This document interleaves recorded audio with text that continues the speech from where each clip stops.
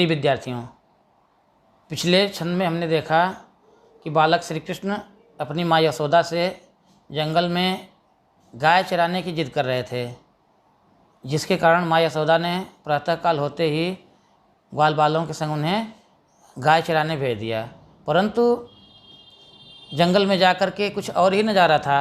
वहाँ पर बालक श्री कृष्ण ने देखा कि सारे जो है गायों के पीछे उन्हें ही भगा रहे हैं, कहीं भी गाय जाएं कृष्ण गायों को घेर के लाओ, ऐसा तमाम कर करके उनको बिल्कुल परेशान सा कर दिए, थका दिए। तो आकर के सभी ग्वाल बालों की शिकायत अपनी माँ यशोदा से लगाते हैं। तो देखिए क्या कहते हैं।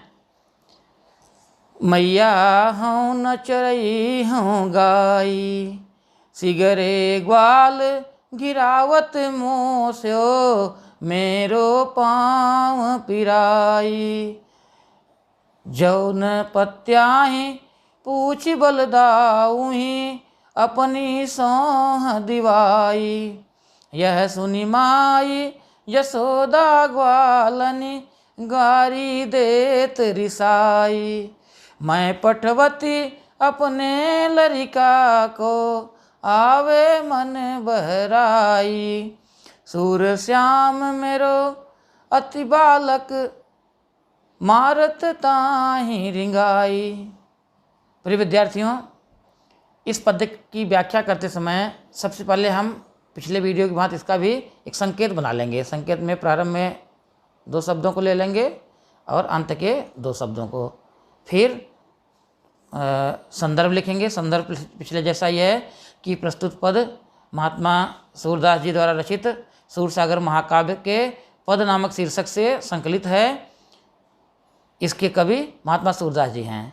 फिर हम प्रसंग लिखेंगे। प्रिय विद्यार्थियों, प्रसंग में लिखना है कि बालक श्री कृष्ण अपनी माँ से गाय चराने की जिद करते हैं। माँ उन्हें गायों के एक बीच ग्वाल बालों के संग भेज देती हैं, लेकिन वहाँ पर सारे ग्वाल बाल उन्हें गायों को गिराने के लिए बार बार भेजते रहते हैं, जिससे वे थक जाते हैं, अपनी माँ से शिकायत लगा रहे हैं। आइए देखते हैं इस पद्य की व्याख्या। मैया हूँ न चरई हूँ गाई। बालक श्री कृष्ण माँ यशोदा से कहते हैं कि हे माँ, अब मैं गायों को नहीं चराऊँगा।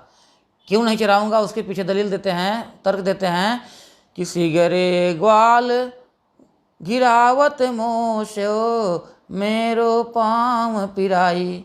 कि हे माँ, सारे ग्वाल बाल हम ही से गायों को घिराते हैं। घिराने मतलब कि कहीं मान लीजिए दूर चले गए चरने के लिए, तो कहते हैं कि जाओ कृष्ण हाँक के लाओ। प्यारे बच्चों, ये आम बातें हैं। घर में जो छोटा होता है सबसे ज़्यादा काम उसी को करना पड़ता है। कोई भी मेहमान आ गया तो छोटे को ही कहा जाएगा पानी लेके आ जाओ, या जो भी कार्य संपादित करना होता है। यही हालत श्री कृष्ण की हुई। जंगल में जितने ग्वाल बाल थे सबसे छोटे श्री कृष्ण थे, तो श्री कृष्ण को ही सारे कहा करते कि भाई जाके गायों को हाँक के ले आओ। अब देखिए, उन्होंने अपने तर्क को मजबूती से रखने के लिए, अपनी बात को तर्कपूर्ण ढंग से रखने के लिए उन्होंने कहा कि हे माँ, जौन पत्याही पूछी बलदाऊही, अपनी सोह दिवाई। कहती हैं कि हे माँ, यदि आप मेरी बातों पर भरोसा नहीं करती, पत्याना यानी विश्वास करना, भरोसा करना, तो बलदाऊ भैया से, बलराम भैया से पूछना। लेकिन ऐसे मत पूछना, ऐसे वो नहीं बताएंगे। तब कैसे बताएंगे? अपनी सौगंध दिला देना। सौ माने सौगंध। अपनी सौगंध दिला करके उनको पूछो कि तब जाके वो सही सही बताएंगे, नहीं तुमसे झूठ बोल देंगे।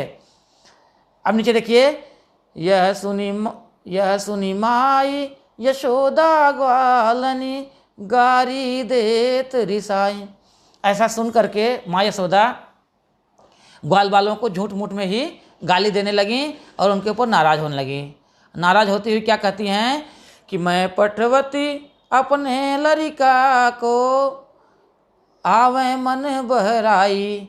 कि मैं अपने बालक श्री कृष्ण को जंगल में इसलिए भेजती हूँ कि अपना मन बहला के आ जाए, लेकिन वहाँ पर तो जो है वो उसको थका दिए। नीचे देखिए क्या लिखा है उन्होंने कि सूर श्याम मेरो अति बालक, मारत ताहि रिंगाई। कहती हैं कि हमारे अति मतलब नन्हा सा, छोटा सा, अति बालक यानी अत्यंत छोटा से बालक। तो माँ यशोदा कहती हैं, लेकिन सूरदास जी किस कहलवाते हैं, तो इसलिए सूर को सूर श्याम मेरो। सूरदास जी कहते हैं कि माँ यशोदा कहती हैं कि मेरे अत्यंत छोटे से बालक को रेंगा करके, रेंगाना यानी चलाना। प्रिय बच्चों, यहाँ पर यह रेंगाना शब्द ब्रज भाषा का शब्द है। आमतौर पे रेंगना सरीसृप के लिए प्रयोग होता है। सरीसृप यानी सर्प, बिच्छू, गोजर ऐसी चीज़ों के लिए। लेकिन ब्रज भाषा में रेंगने का अर्थ होता है चलना। तो यहाँ पर माँ यशोदा बच्चों को डांटती हुई, गाली देती हुई कहती हैं कि हम तो अपने बच्चे को भेजे थे कि जा कर के वहाँ पर मन बहला के आ जाएगा, परंतु वहाँ पर इसको चला चला करके गायों को घिरा घिरा करके मार दिए, थका दिए। प्रिय छात्रों, अब देखते हैं इसका काव्य सौंदर्य। काव्य सौंदर्य में क्या है, हम सबसे पहले इसकी भाषा देख लेंगे। भाषा क्या, एक पहले भाव साम्य के शब्द देखते हैं। भाव साम्य के शब्द में क्या है कि प्रस्तुत पद में बालक के स्वभाव और माता के मनोवैज्ञानिक हृदय स्पर्श, मनोविज्ञान का हृदय स्पर्श से उड़ना है। अर्थात इस पद्य में एक माँ अपने पुत्र के प्रति कितना स्निग्ध होती है, कैसे भाव उसके मन में आते हैं, उसका बड़ा ही मनोस्पर्शी, हृदय स्पर्शी चित्रण किया गया है। दूसरा इसमें आपका देखिए क्या लिखना है आपको काव्य सौंदर्य में कि श्री कृष्ण की बाल हठ की स्वाभाविकता एवं सजीवता की भावाभिव्यक्ति हुई है। बाल हठ, जैसे बच्चे जिद के कारण जिद करके अपनी हर बात को मना लेते हैं, तो यहाँ पर भी श्री कृष्ण के बाल हठ का बड़ा ही स्वाभाविक चित्रण किया गया है महात्मा सूरदास जी द्वारा। भाषा ब्रज भाषा है, आपको हमने पहले छंद में बताया था। रस है वात्सल्य, जहाँ पुत्र और माता के प्रति या पुत्र या पिता के प्रति प्रेम दिखाया जाए वहाँ आता है वात्सल्य रस। और गुण है माधुर्य, श्रृंगार का प्रमुख गुण है माधुर्य गुण। और अलंकार है अनुप्रास। देखिए बच्चों, आमतौर पर अनुप्रास अलंकार लगभग हर छंद में पाया जाता है, जहाँ पर वर्ण की आवृत्ति 2 या 2 से अधिक बार होती है। जैसे यहाँ पर देखिए हर जगह आप देखेंगे तो मिली जाए, जैसे पाँव पिराई, पाँव पिराई, यहाँ पर वर्ण की आवृत्ति 2 बार हुई है। ऐसे ही आप और भी जगह देखेंगे तो अपने आप आपको शब्दों की बार बार जो आवृत्ति है वो मिल जाती है। जैसे सूर श्याम, यहाँ सवर्ण की आवृत्ति 1 या 1 से अधिक बार हुई है ना। तो आप लोग देखेंगे तो आपको काफ़ी चीज़ें मिल जाएंगी, समझने को मिल जाएगा। प्रिय छात्रों, यह रहा आपके 5वें छंद की व्याख्या। हम अगले वीडियो में 6ठे छंद की व्याख्या लेके आएंगे। तब तक के लिए बहुत बहुत धन्यवाद।